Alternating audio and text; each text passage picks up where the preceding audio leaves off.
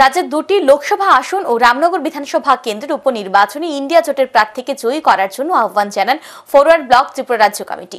শুক্রবার ফরওয়ার্ড ব্লকের কার্যালয়ে সাংবাদিক সম্মেলন করে দলের নেতৃত্বরা এই আহ্বান জানান।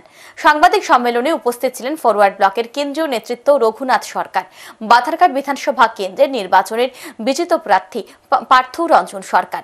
সাংবাদিক সম্মেলনে দলের নেতৃত্বরা জানান, নির্বাচনের আগে বিজেপি দলের নেতৃত্বরা রাজ্যের দুটি লোকসভা আসনে 2 দফায় নির্বাচনের কথা বলেছিলেন। সেই কথা রেখেছে নির্বাচন কমিশন।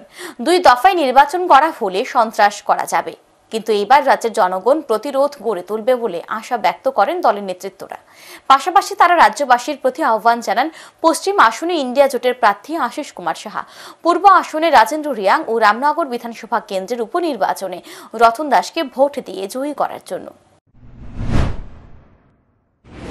রাজ্যবাসীর কাছে আহ্বান করবো, আমরা শান্তিপূর্ণভাবে, প্ররোচনা পা দেবেন না, শান্তিপূর্ণভাবে ইন্ডিয়া জোটের প্রার্থী পশ্চিম ত্রিপুরা কেন্দ্রে কংগ্রেসের জাতীয় কংগ্রেসের প্রার্থী আশিস কুমার সাহাকে হাত চিহ্নে এবং পূর্ব ত্রিপুরায় বামফ্রন্টের সিপিআইএম প্রার্থী রাজেন্দ্র রিয়াংকে কাছ থেকে তারা চিহ্নে ভোট দেবেন। তেমনি রামনগর উপনির্বাচনে রতন দাসকে কাছ থেকে তারা চিহ্নে ভোট দিয়ে বিপুল ভোটে জয়ী